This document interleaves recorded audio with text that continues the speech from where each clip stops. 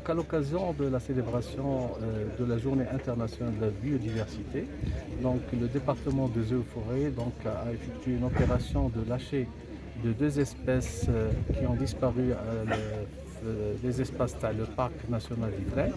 Donc, ces opérations ils vont permettre donc, de repeupler ces espaces et surtout qu'avec la stratégie forêt du Maroc 2030-2020 lancée par Sa Majesté, donc il y aura une vraie motivation pour le développement de l'écotourisme, sachant que l'objectif de la stratégie est d'atteindre 1 million d'écotouristes à l'horizon 2030.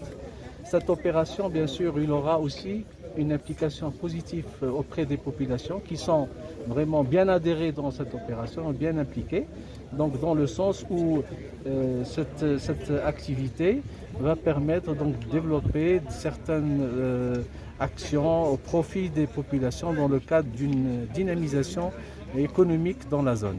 Donc le parc national d'Ifrane connaît aujourd'hui une vraie relance pour permettre à l'horizon 2030 d'avoir un parc aux normes internationales. Est-ce qu'on peut avoir les grands axes du projet de développement du tourisme écologique au niveau des espaces naturels au Maroc?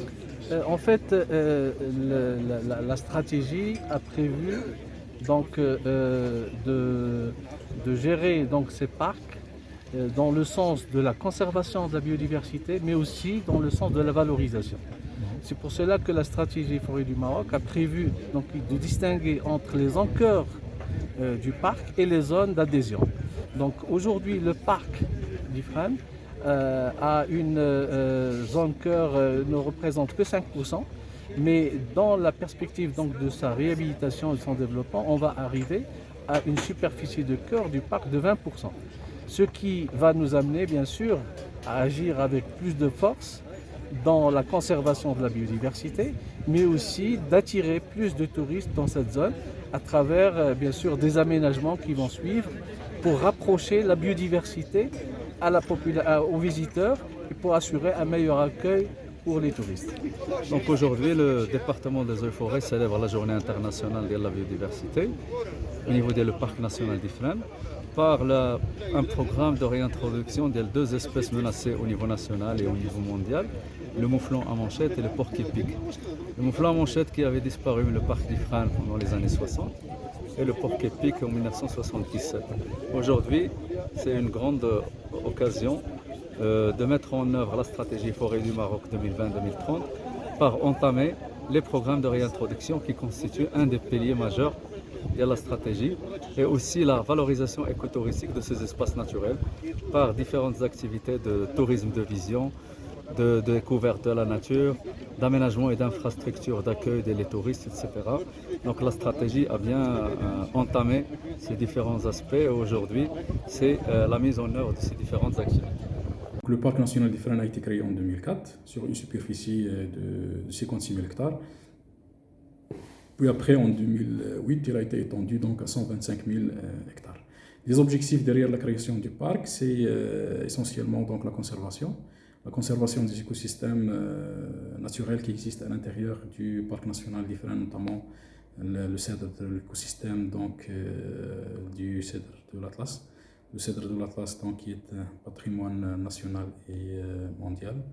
Puis le deuxième objectif, c'est la valorisation de tous les écosystèmes, toutes les ressources naturelles, culturelles, tout ce qui est patrimonial, et paysager et tout.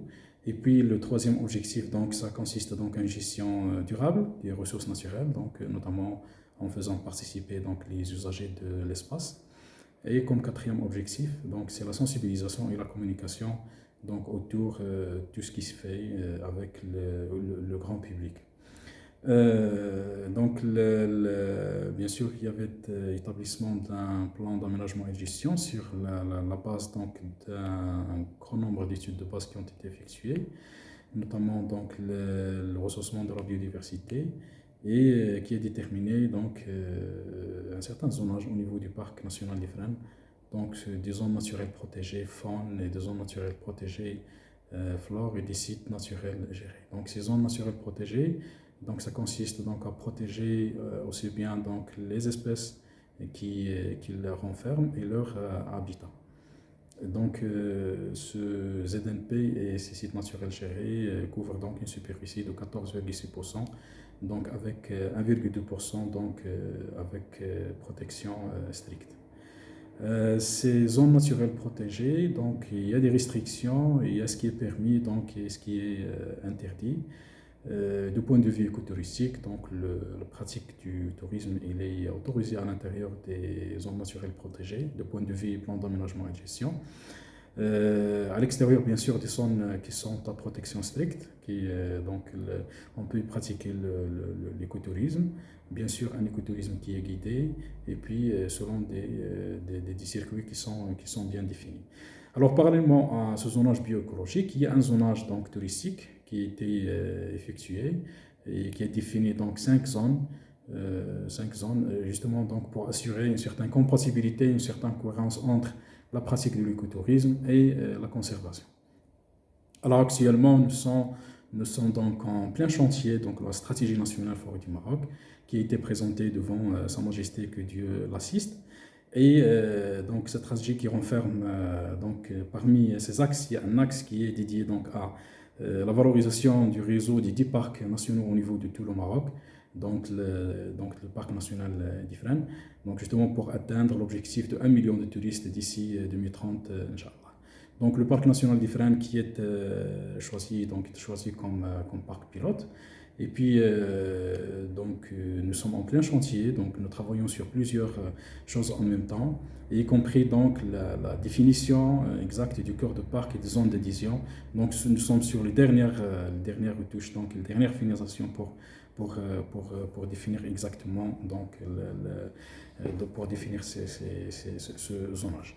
Bien sûr, donc la promotion de l'écotourisme il est au cœur du travail, notamment dans les milieux ruraux, via donc la valorisation des potentialités naturelles, paysagères, culturelles et patrimoniales dont réjouit donc le parc national d'Ifrane et la province d'Ifrane en général. Et donc l'objectif final, Inch'Allah, c'est de valoriser ces potentialités pour donc améliorer donc les revenus de la population rurale et pour donc contribuer en général donc à l'économie nationale et locale. Dans le cadre de la mise en œuvre de la nouvelle stratégie Forêt du Maroc 2020-2030 visant la valorisation du réseau des 10 parcs nationaux et leur intégration dans une vision globale de destination touristique durable afin d'attirer plus d'1 million de touristes à l'horizon de 2030, le parc national d'Ifrane a été choisi comme parc pilote. Pour la déclinaison de cette stratégie, l'objectif est de positionner ce parc sur une offre attractive, moderne et alternative qui respecte les enjeux d'une gestion durable au bénéfice des populations locales. Cette vision de développement de l'écotourisme permettra bien sûr de positionner cette aire protégée sur des segments à haute valeur ajoutée. À cet effet, une feuille de route a été tracée dont l'objectif est de rendre le tourisme dans ce parc national un voyage responsable basé sur la valorisation et la conservation de l'environnement, la contribution équitable au développement économique et social et la prise en compte des populations locales.